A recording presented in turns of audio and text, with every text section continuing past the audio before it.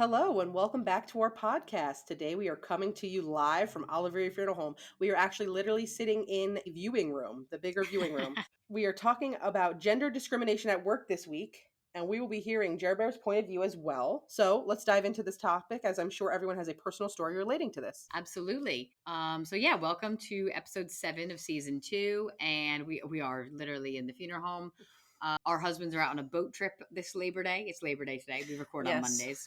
They've left us high and dry, so hopefully they catch some fish. And by the time this episode airs, I'll be 40 weeks. And a day shy of her due date. Yeah.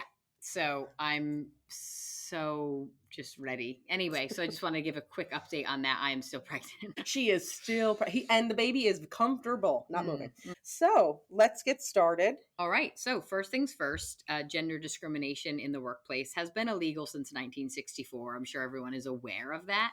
But that just broadly means that you cannot hire and fire based on gender alone.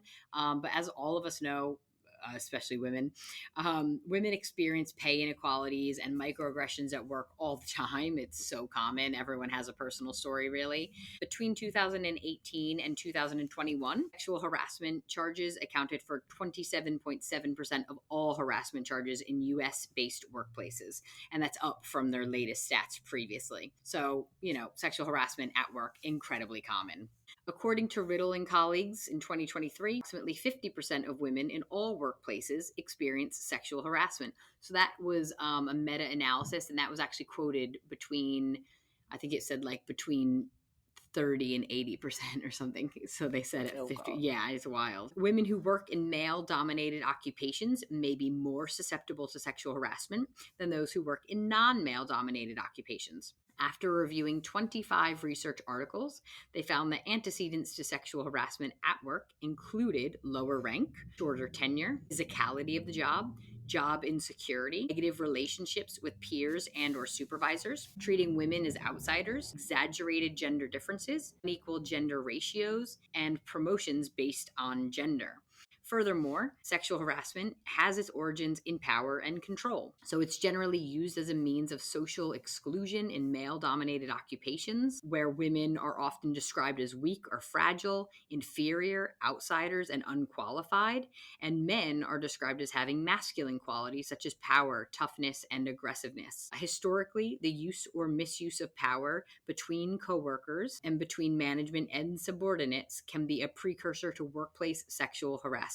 So that just goes to show, in broad terms, where women are treated as less than in certain workforces, like let's say police, because it's male dominated, or construction, anything where it's mostly men. So they feel like they hold the power. Those specific workplaces, women are more susceptible to sexual harassment and harassment in general at work. So just to highlight, there are women who work in those fields, and they definitely are in the thick of it. They struggle every day. They deal with the jokes, the microaggressions, so much so that they let it roll off their back. And I think a lot of the women in these fields would be like, oh no, it's not that bad. But if any other woman stepped into those fields, you'd be like, what? Not that bad. This is horrible. You should report this immediately. What's funny about that too is it is often joked about that men are like, well, women are too emotional, right? But yet, like you're saying, it's very common for them to let it roll off their back, where I feel like if the roles were reversed, the men would just be having a hissy fit. Oh my God, yeah. So it's just interesting because, it's safe to say that majority of women do not work in fields like that, especially blue collar jobs. So a lot of women in today's society are so shielded from it. We're like, oh no, that doesn't happen anymore. But it really does, especially in blue collar jobs and any physical jobs where it's just men who are so used to only working with men, where it's like, oh, we can say anything we want. We can shoot the shit because there's no women around. Okay, well, now there are, and you really need to watch yourselves. And if you let yourself slip into this role of the only woman in the office who now is suddenly taking care of birthday parties, and you're making yourself like the admin mom kind of, because you're good at it, and they're like, oh, she'll do it, Nancy will do it, she's a woman. If you let yourself slip into that role, you are actually more susceptible to being a victim of workplace-based harassment, because they'll view you as the other. Or I hate to say it, but people will sometimes go the opposite, where if you don't let yourself slip into that role, they automatically assume they say hurtful things like dyke and stuff like they're assuming you're a very tomboy type person. And they're all hurtful terms to throw out there. And, just because she doesn't want to be your mom and secretary doesn't make her any of those things. It so reminds me of The Office, how the party planning committee was all the women in the office. And then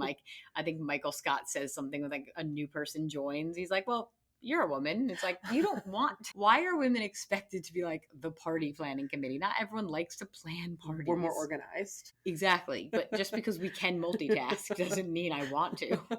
I don't care about your birthday, Bob. I have no interest in celebrating your birthday.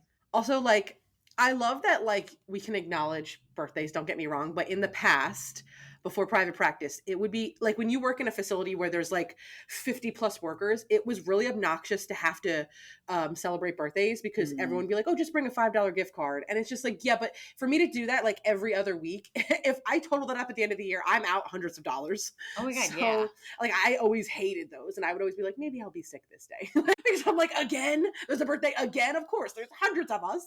Yeah, oh my God, that's so true. So let us know if you or someone personally who's experienced workplace-based sexual harassment, because it's so common. They're quoting, 50%, but up to 80% of women have. Most of them I know are microaggressions, but let us know.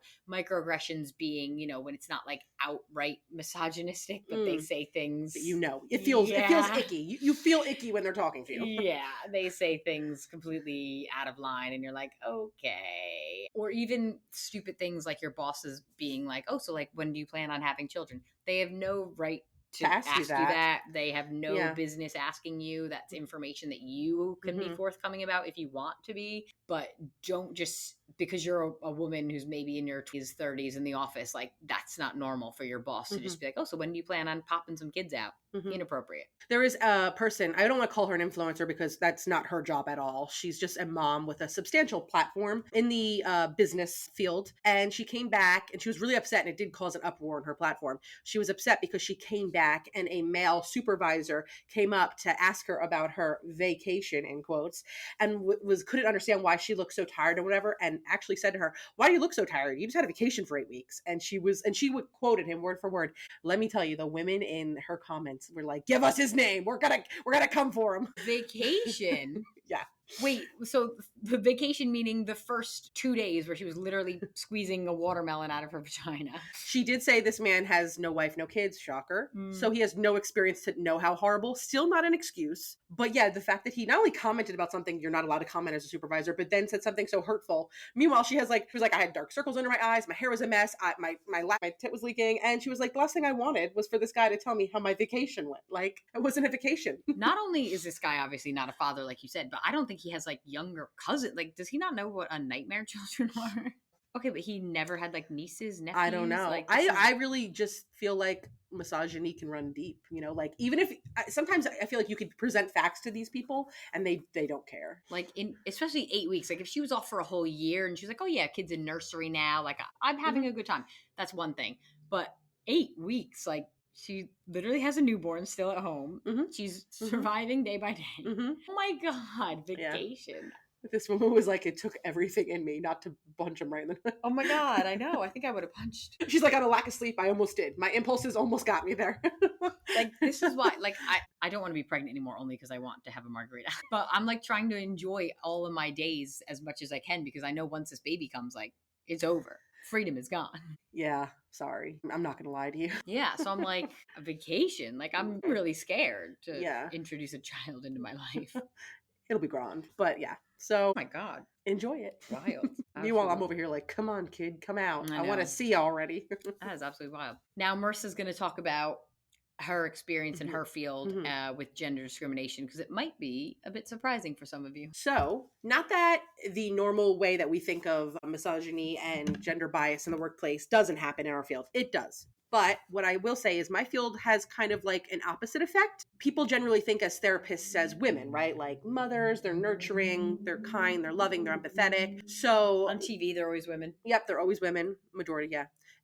So when you have other male therapists, which I will say they are the minority, women are majority. I learned, especially having my own private practice now and having a male on staff, that male caseloads are harder to fill. What has happened is if I hire a female, whether it's a therapist or a social worker, their caseload like fills within a week. I'm like still training them, like, oh God, I gotta speed this training up. People want to work with you. For the male, it took like 30 plus days.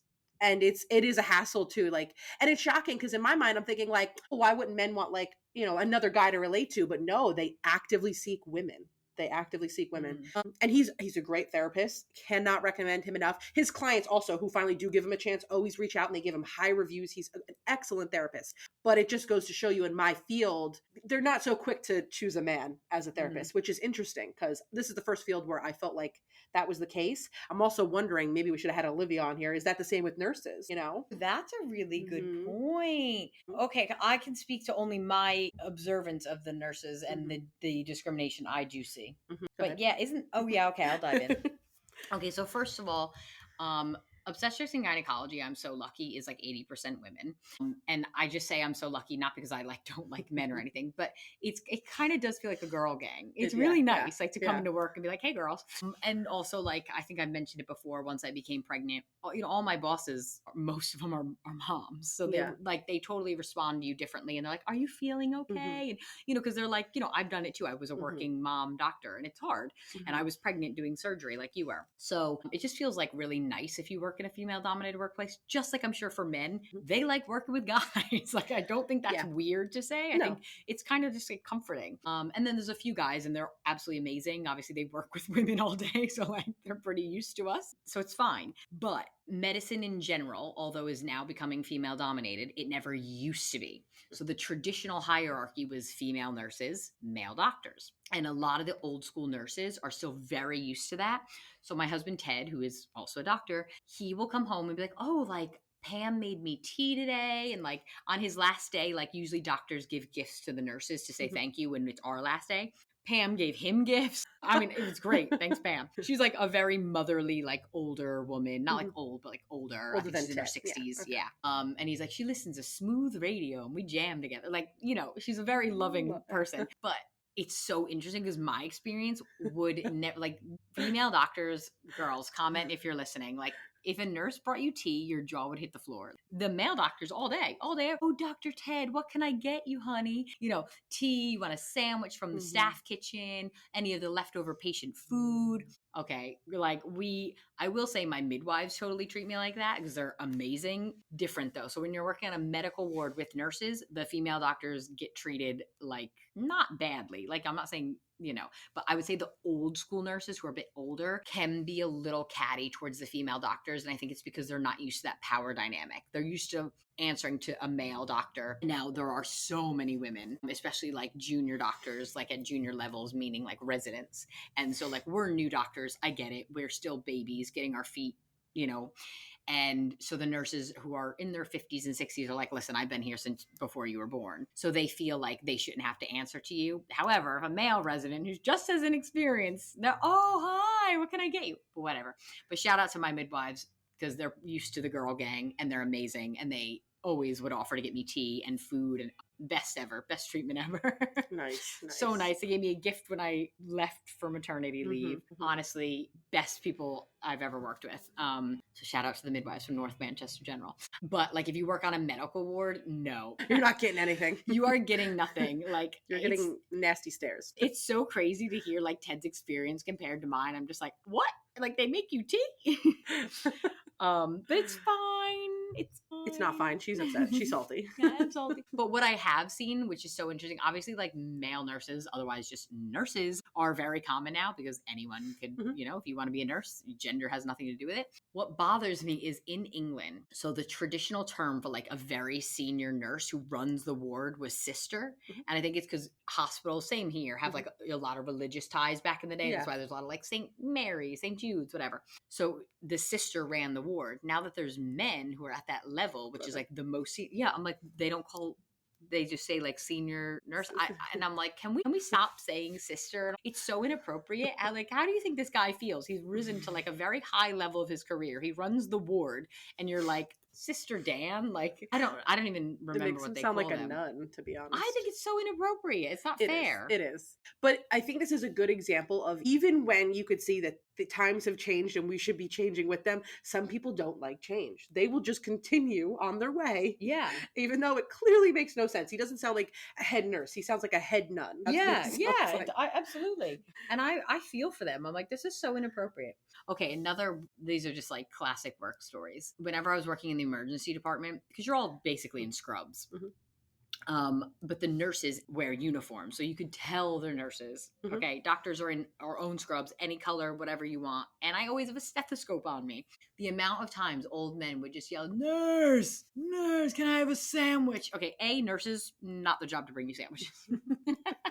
B, just because I'm a woman walking by you, stop assuming I'm a nurse. It drives me crazy. And it's no offense. It's not that like I don't want to be called a nurse. It's just the assumption. They see a woman and they're like, "Nurse." You should mess with them and pop your head and be like, "Visitor?" I have brought so many sandwiches to old men in the emergency department because I'm just like, I'm on my way anyway.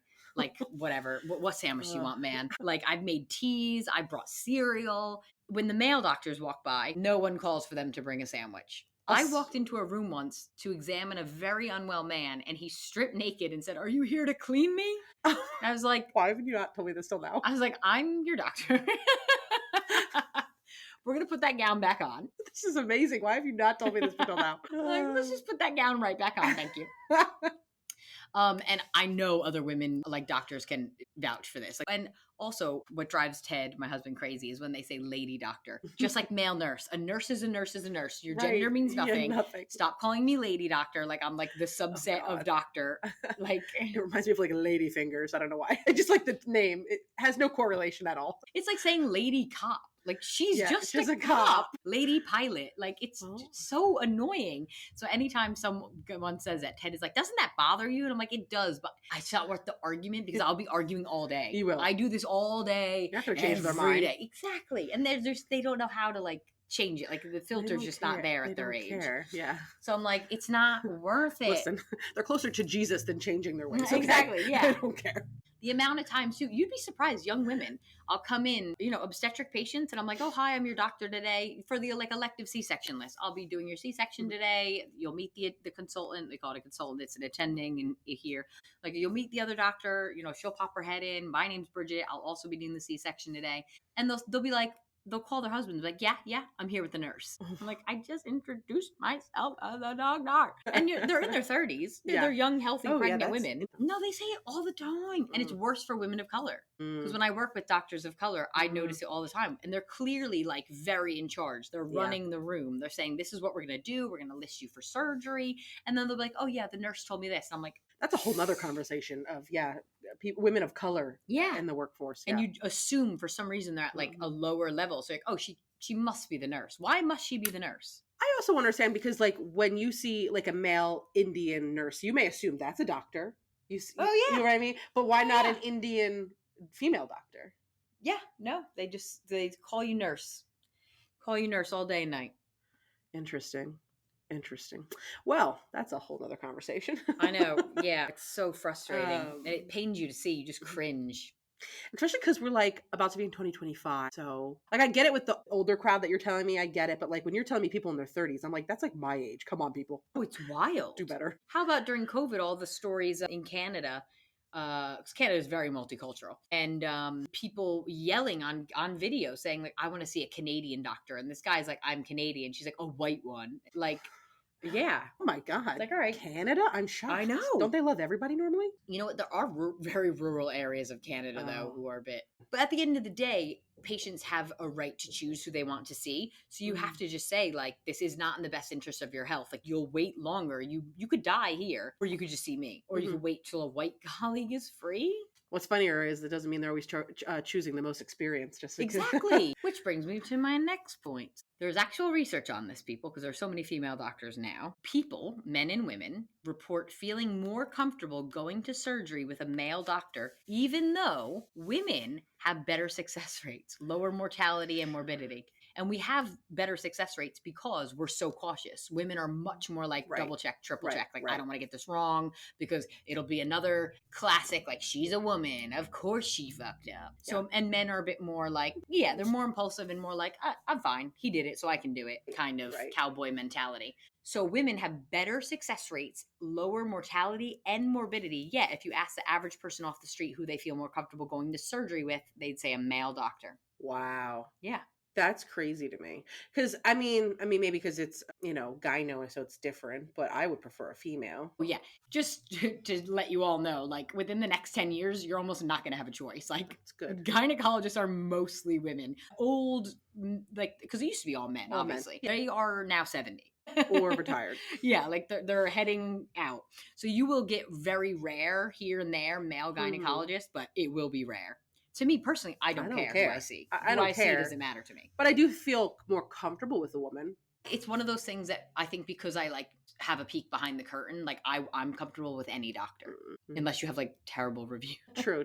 It's like 1 star, worst doctor. But like I don't think about sex when I pick a doctor. I'm more comfortable with either. But for surgeons specifically, people have, because your view of a doctor of the day was always a man. Yeah. So yeah. Interesting. Okay. Wow. So, there's obviously a ton of different fields out there. So I'm wondering how it's different. I will say too, I had so way back in the day here, we're talking when I worked for my mom, when I was still in grad school, I will say people respect men more, at least in my experience. I'll give you a personal experience of mine. So my mom, obviously everyone knows, is a funeral director. She does ME calls for, Ocean County in the area. When they get the call, you'll usually go to the scene, figure out from the police what's going on, write up a report, take the body to community medical center for the medical examiner. On the scene, usually if I go, I'm usually with another girl because, we're already less stronger than a man. And these bodies are usually very heavy, like 200 and up there, right? So I was sent with Jordana. We were to the scene. I won't say the town because I don't want to call these people out, but this police department, there was 2 males on scene and we were out there and we were like, well, first thing, actually, we pull up to the scene and we have the clipboard. So I think they're assuming we're automatically just secretaries taking notes. So the first thing they say to us is, do you have a male with you? And I said, no, because normally mom will send 1 male, strong enough if the cop helps. So we're like, well, no, so she sent 2 females in lieu of a male, if that's okay, if you don't mind helping us. And the thing they said back to us is, oh no, we don't help. That's not our job. Also, meanwhile, it is their job. It is their job. Also, what was really upsetting is I was pregnant with Jack, and I was visibly pregnant, not like in the beginning where it's like, "Are you pregnant?" No, I was actually pregnant, big bump. And classic Jerry managerial skills. Yeah, I'll send my did not. Well, she always tells me it's not a disability. Stop crying. That's another podcast day. So he actually noticed I was pregnant, did not care. And then for those of you who don't know Jordana, she's a twig. So so you see this really skinny girl and a pregnant woman, and they're asking for help. They're not saying, hey, we're dipping out, we don't want to do our job. I'm willing to help. I'm here. I'll lift. I'll use my thigh strength, but I need help. Nope, not our job.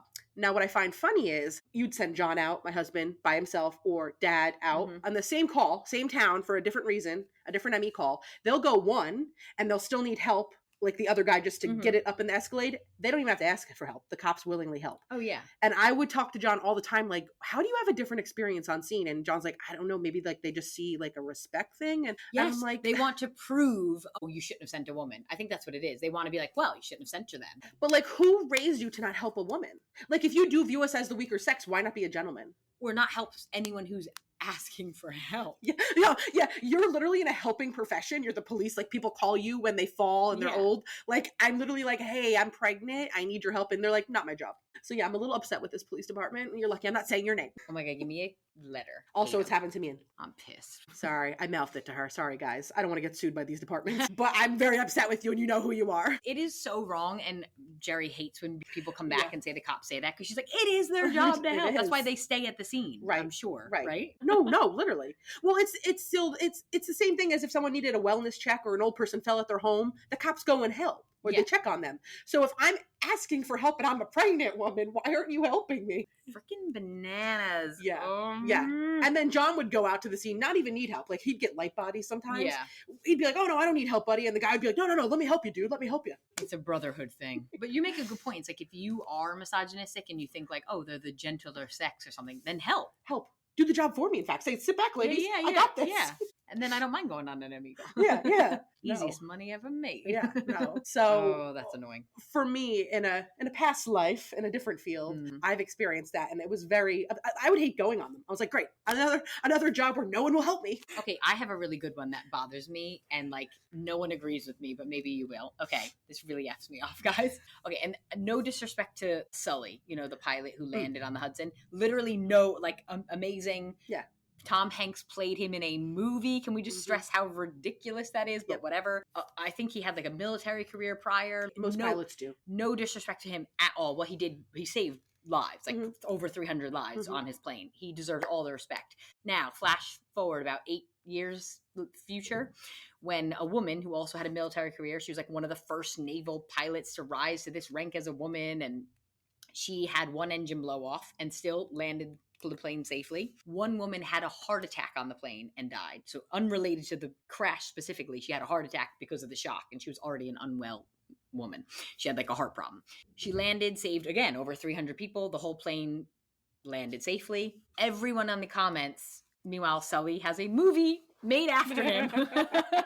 Can we just say? And remember that Sully story was going around for like a year. Yes, it was a big deal. God. Okay. So this woman does the same thing, basically, loses an engine. All the comments online are like, planes designed to fly with one engine. Not impressive. And then still lost a passenger. Unrelated heart condition. Yeah, unrelated. And I'm like, why can't we just equate? Why can't we be like, oh, and the comments are like, Sully's still number one. Oh, how are they? But why can't you just celebrate them both? They're both could have been horrible accidents. Yes. So yeah. The two individual pilots both prevented plane crashes. Yes. How are we not acknowledging that? Why are her comments horrible? There were barely any like, you go girl. Yeah. I was like, this is so frustrating. And people, anytime I bring this up, people are like, well, they're technically different. How are they different? They're not really. No. Well, except the pilot's gender. It has been like 10 years and this still bothers me. Bridget is really angry. It really pisses me off. No, I get it. I'm sure we could think of plenty of instances if we Googled articles of any field similar. Oh, yeah. A man does one thing, he's praised. A woman, it's like, okay, you could have done better. Yeah. I couldn't believe the comments were, and so many. How are all of you now armchair experts on airplanes? Everyone in the comments, they're designed to fly with one. Okay, shut up.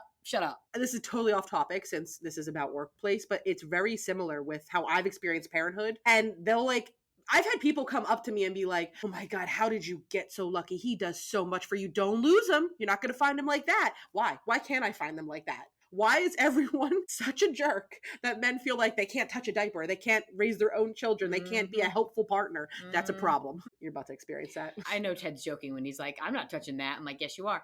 Because it's one thing if your partner is like, doesn't have paternity leave and you do have maternity and you're like, you know what, I'll bear the brunt. You still have to help during the day, but like I'll do the night shifts because you're driving to work the next day. Like that's one, you don't want your husband to like be tired because that's a joint decision between you two. It's not him just dropping out. Yeah.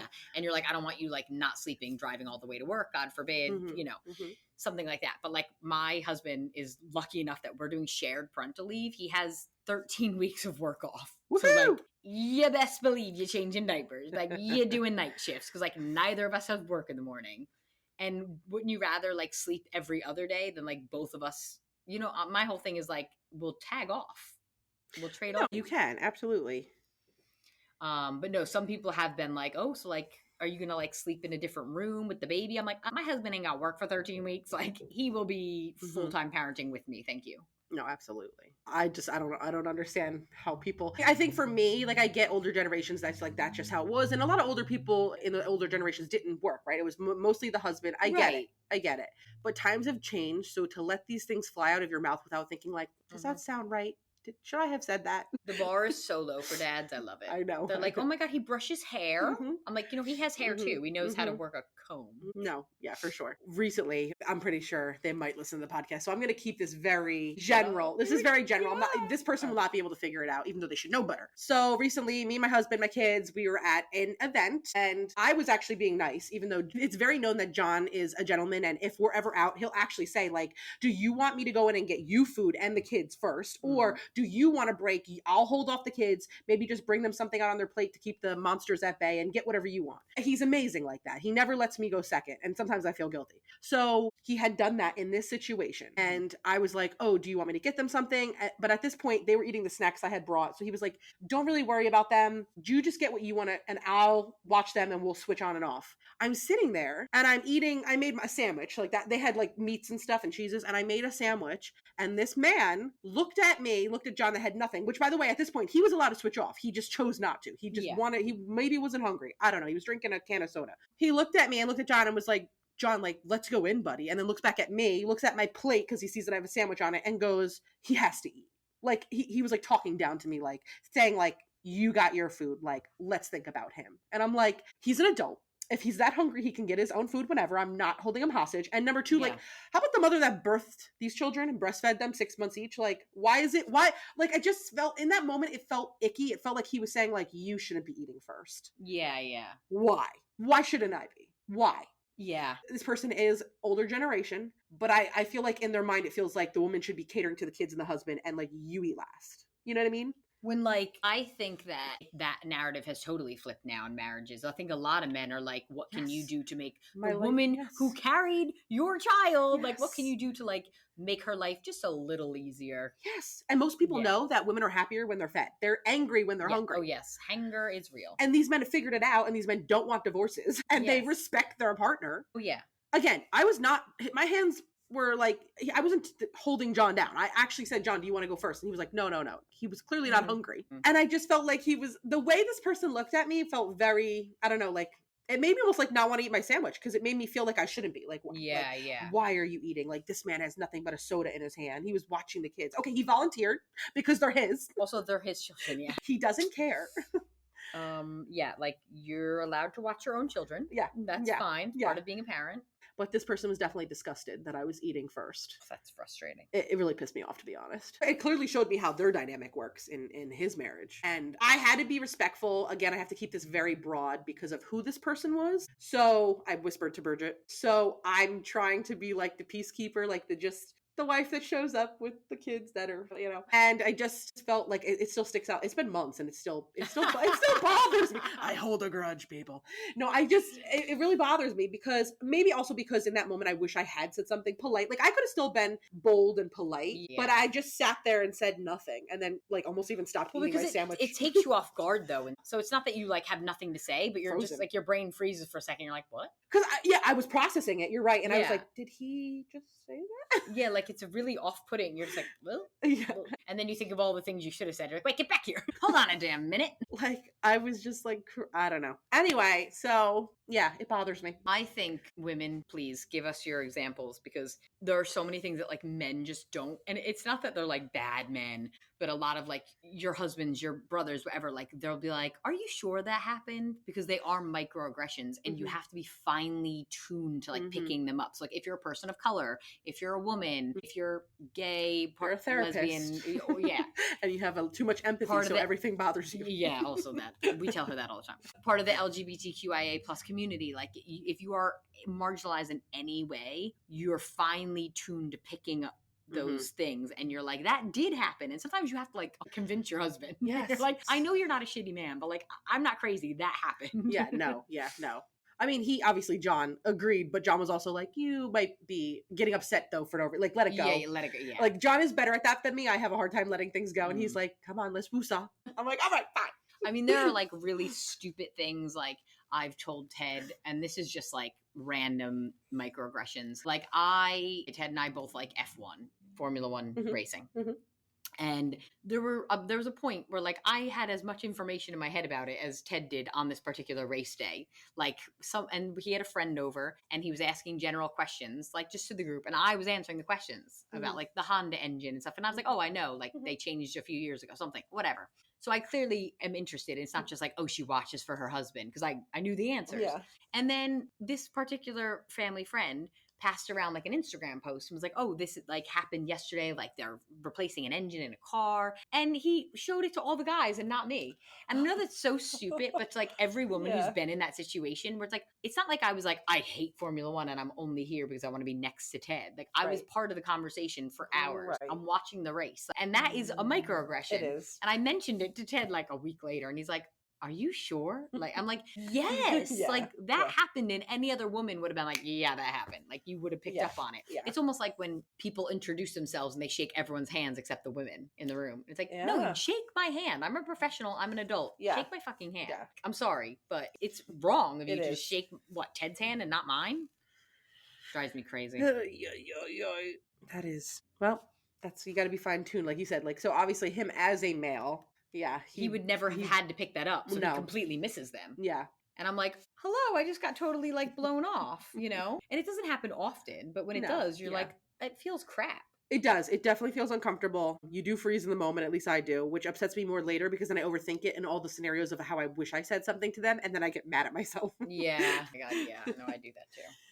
But Jerry, we did ask her questions for this segment, and she's got her own. She's got tons to say because let me tell you, she was a business owner at 24. So in the 80s, early 80s. Yes. So she is a true like come up in the 80s, girl grinding. Shoulder pads. Big hair, shoulder pads, red lips. So she was like your typical archetype of like working girl back in the day. And so she's got stories, but she's nice and doesn't tell them. Yes. So the first question we asked Jerry was, do you ever experience sex-based discrimination at work? If so, please give examples. Yes, of course. In the funeral industry, when I wanted to get in around 1982, I was told it was a man's business and no wife wanted me working next to their husbands. I should rethink going into the business. I was able to get my first job from a friend of the family and in a different religion. Shout out to Belkoff Funeral Home. They're Jewish. Although there were women already in the industry and successful, they were the next generation in their own family business. I had no family in the business. I was always the one they would send to clean anything. I could rarely drive the hearse. I was sent to pick up lunch, etc. When I was finally licensed and on my own, the cemetery personnel would ask the male hearse driver for all my permits and paperwork that I was holding. Also ask the hearse driver any questions regarding the family, etc. It took a couple of years going to the same cemetery for them to get used to me. Salespeople still call and ask for Mr. Jerry Olivieri. I usually hang up. As she should. Also, some funeral directors won't let girls be pallbearers. I always let my family know girls can. So pallbearers, for those of you who don't know, are 6 people, usually members of the family, who you choose to carry the casket. Traditionally was men, but now because the weight is distributed between 6 people, you don't lift that much. And you don't lift for long. You lift right out, 3 stairs to the hearse, and when you're at church, the hearse to right there to the church truck. Yeah, and then they put you on the wheels, and so it's not like heavy lifting. But some people are just so staunch in their ways that they're like men only, and it's like, well, what if this granddaughter meant a lot, and the granddaughter wants to carry their grandma's casket? So that's Jerry's time coming up in the workforce. Her next question we asked her was, do you think the situation has improved during your time in the workforce? My industry, yes. Women now are always the majority in school, meaning mortuary school. They are good caregivers, listeners, and multitaskers. 70% of the time you're making arrangements with a widow. Widows rather make arrangements with other women. Most of the calls I get looking for internships are from women. My office counting has 5 women, 3 men. This business does need strength though. As for outside the funeral industry, that has changed. Women are still selected for employment by looks, etc., but I definitely think there has been a change for the better. All my banks have women as managers and loan officers. Most colleges are 50-50 split for enrollment in all degrees. Women are in finance, etc., not just liberal arts or teaching. Our current police force needs more than just 4 women out of 75, but we did have a woman police chief. My alma mater, she says your alma mater, meaning mine, Fordham, just got their first female president. Go Fordham. Nice. The next question we asked her was, do you think women are seen as equals in most places of work today? Unfortunately not. We moms have to keep telling our daughters, education first, marriage after. You don't need to ever depend on a man for financial security.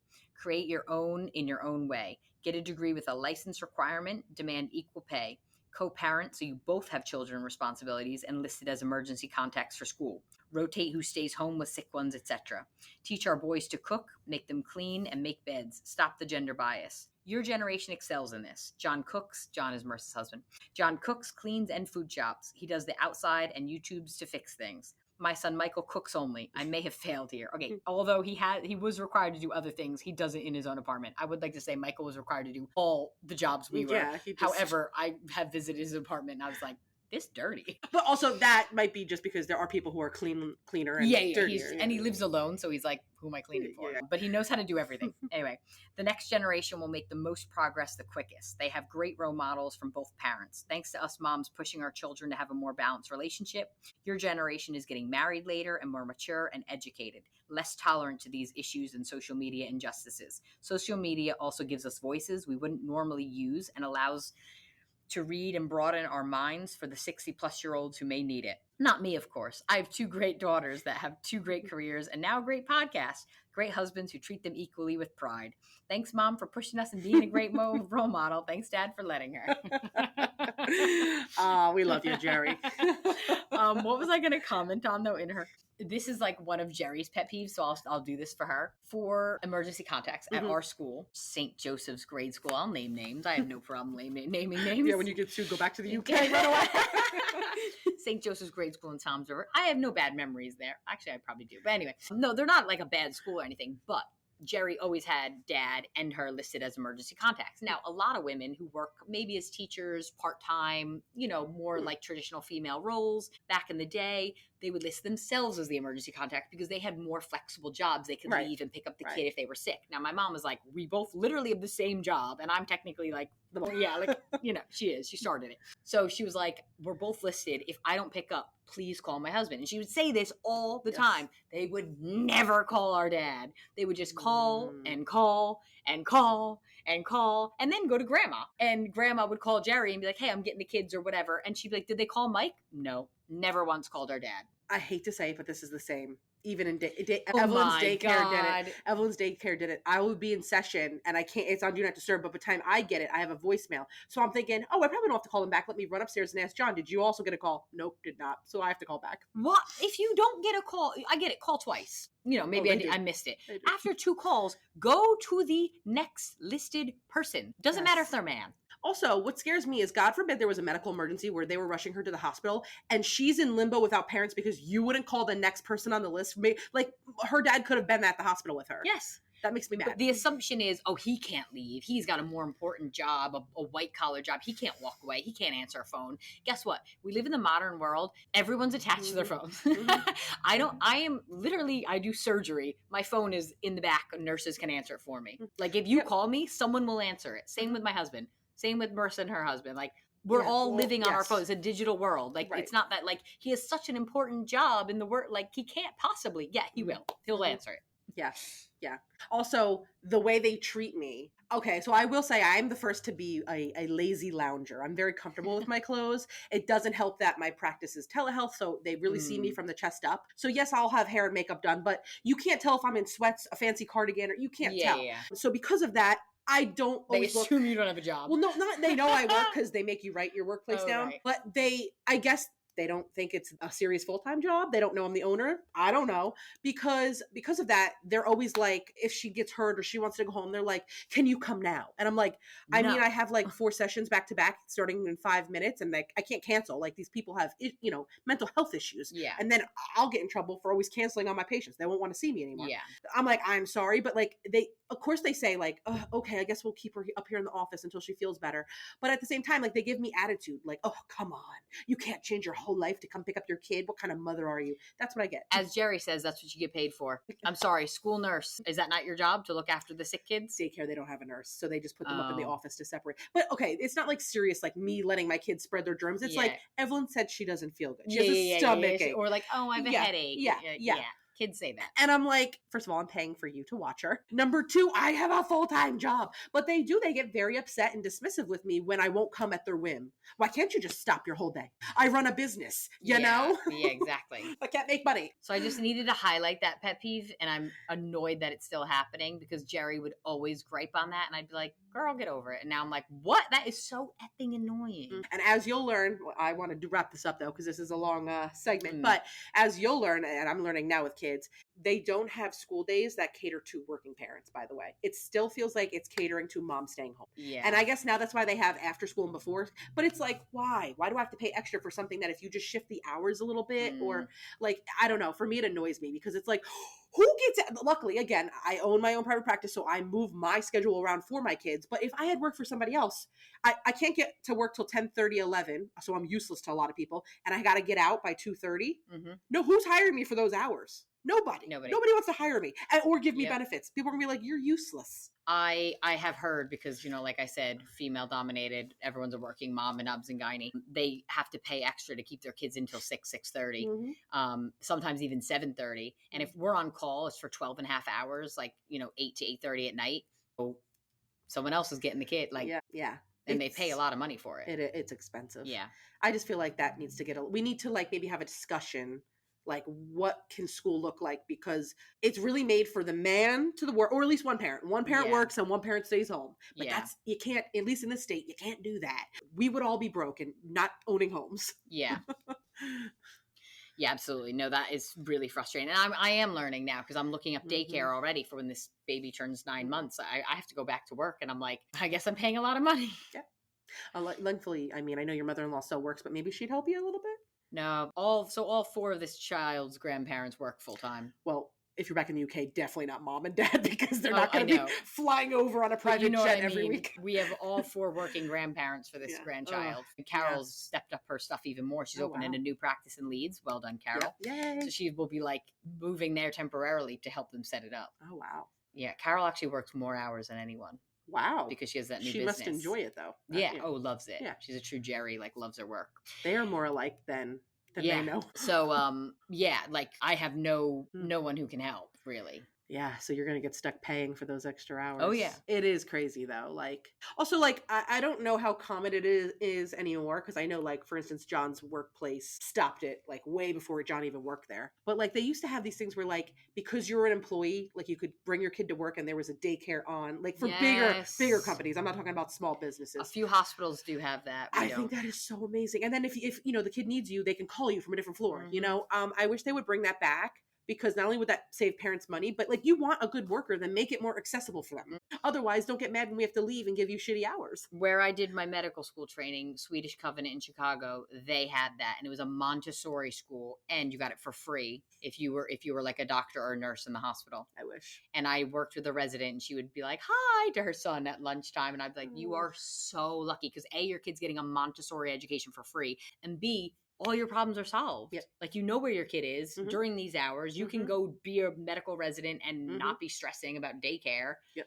That's nice. I know. We need to have more of that. There's a lot that's going on in this country and even some others that need to really up their standards of what they think is good care, quality education and everything. Yeah. But that's another topic issue. For now, yeah, we will leave you with, did we do the bump update? Yep, in the beginning. We will let you know if maybe next podcast session. We will say the next session we're very likely not going to record because I should have had a baby. Maybe. Listen, we're skipping a week. So just, we'll definitely be skipping a week or either next week or the week after, whenever I'm in labor. And then obviously, we'll give you updates when the baby's born. I can't wait.